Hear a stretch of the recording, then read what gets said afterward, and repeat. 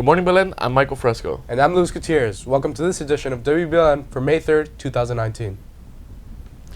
Belen Jesuit Ignatian Center, the Humanities Department, and Belen Jesuit bands have teamed up to proudly present the 2019 Spring Concert Series under the direction of Maestro Marlene Urbay.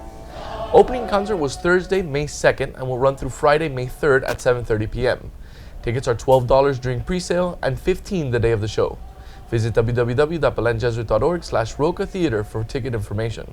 For any other information regarding the Spring Series, contact the ICA office or ICA Chair Mr. Dulcedes. The new gates at the entrances on 6th Street and 127th are now complete. Next, they will work on landscaping and guard station. Also, the Mateo Ricci Science Pavilion has been completed. The fountain was taken out, and new pavers and a statue of Mateo Ricci were put in. Ricci was an Italian Jesuit priest who was sent to China at the beginning of the Jesuit order. Congress passed Thursday aimed at keeping the U.S. in the Paris Climate Agreement, but Senate Majority Leader Mitch McConnell says that it will not pass. The measure prohibits the use of federal funds to withdraw from the treaty. It won 231 to 190 vote in the House. Although it is unlikely that President Trump will not sign off on the bill, President Donald Trump pledged the U.S. would exit the International Climate Change Agreement in 2017. But the agreement doesn't allow that to happen until 2020. The new bill also sets national standards that mirror the Paris Agreement, requiring the U.S. to cut gas emissions at least 26% below 2005 levels by 2025. House Democrats have held more than 30 hearings on climate change this year and hope to make it a key talking point during the 2020 presidential election. A student killed in Tuesday's shooting at the University of North Carolina's Charlotte campus, being called a hero for rushing the gunman as he opened fire. Adrian Ponce has the story.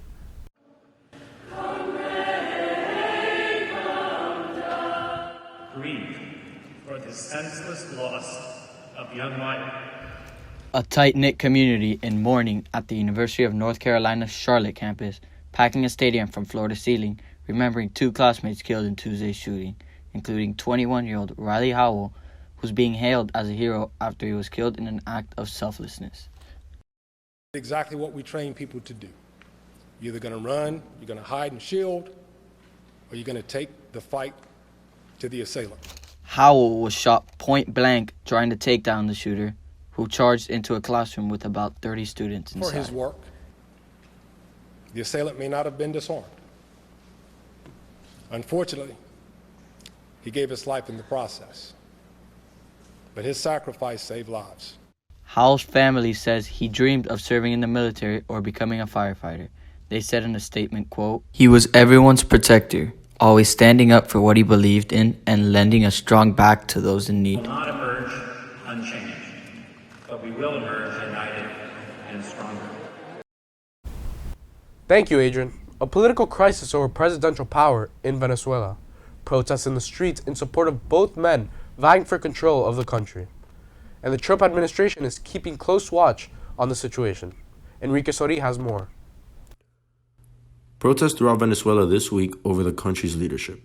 Opposition leader Juan Guaido, the president of the National Assembly, says he is ready to take over.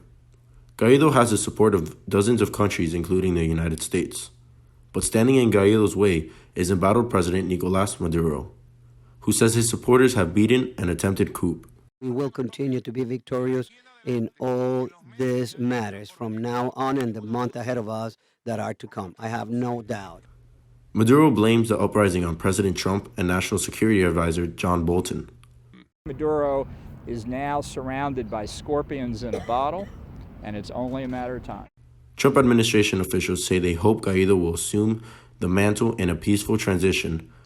Military action is possible. If that's what's required, that's what the United States will do. We've done exhaustive planning, so there's not a situation or a scenario that we don't have a contingency for. But Guaido is calling for permanent protests in all workspaces. Maduro wants 2 national days of action next week. Reporting for WBLN, I'm Enrique Sori. Good morning, Belen. Here's your scoop for today. The Senior Thespian Troupe 4666 is meeting Monday after school at 3 p.m. The Chess Club will meet Monday after school at 3 in room F203. Now stay tuned as we bring you weather and sports after these messages.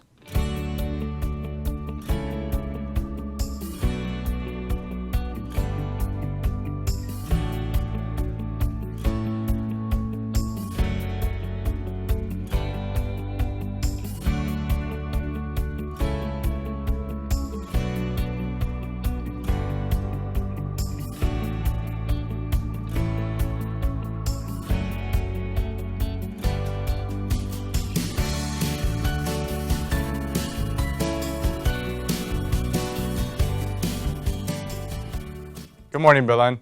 Here's your weather for today. So today we're going to be feeling 87 degrees with a chance of thunderstorms. Moving on to tonight, it's going to be around 75 degrees with a chance of rain. Moving on throughout the week, we're going to be seeing high 80s all week longs with thunderstorms. That's all for weather. Now on to sports with Joey Pereira. Hey guys, here's your sports for today. The Belen varsity baseball team played North Broward Prep yesterday and won 16-0.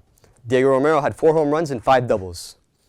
The Miami Marlins played today at 7:10 p.m. versus the Atlanta Braves. The former Celtics manager, Billy McNeil, passed away yesterday at age 79. Our condolences go out to him.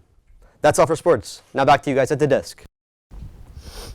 Thank you, Joey. Burger King is taking a swipe at McDonald's with its own not-so-happy meal.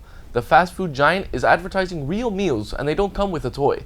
They come with an adult-sized Whopper combo meal, and you can order based on feeling. For instance, the salty meal, the blue meal, or the DGAF meal.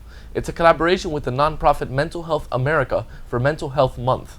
The slogan on the boxes reminds customers, quote, "No one is happy all the time." Remember to follow us on YouTube, Facebook, Twitter, and Instagram. That's all for news for today. I'm Michael Fresco. And don't forget, stay golden, Wolverines.